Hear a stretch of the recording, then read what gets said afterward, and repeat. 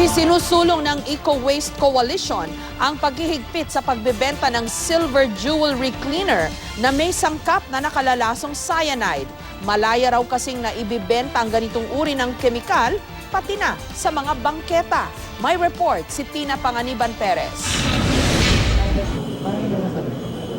Nang pumutok ang balita tungkol sa pag-alaso ng ilang tao matapos tumikim ng milk tea, isa sa mga unang pinagsuspetsahan ay ang kemikal na cyanide. Ang cyanide ay isang lasong highly corrosive. Sinusunog nito ang anumang daanan nito.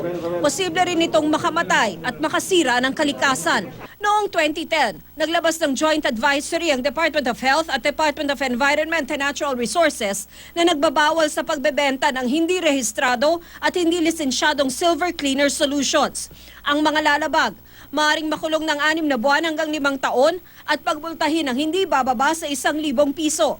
Ang mga rehistradong manufacturer, distributor at importer namang iligal na magbebenta ay maaaring makulong ng 6 na buwan hanggang 6 na taon at pagbultahin ng 600 hanggang 4,000 pesos.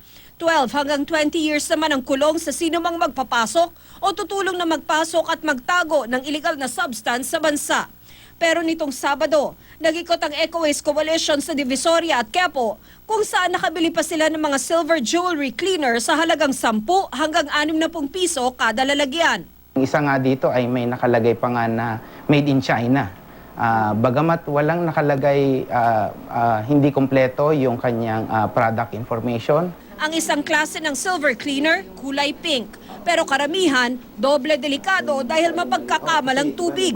Kanina binalikan ng GMA News ang Quiapo at nakakita rin kami ng mga ibinibentang silver jewelry cleaner.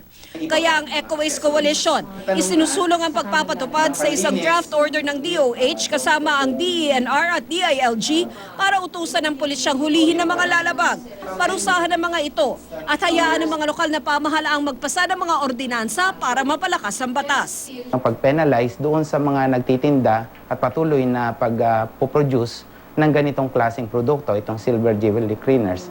Sa ganitong pamamaraan, hindi na lang simpleng kukumpiskahin ang mga produkto kung hindi kakasuhan na mismo.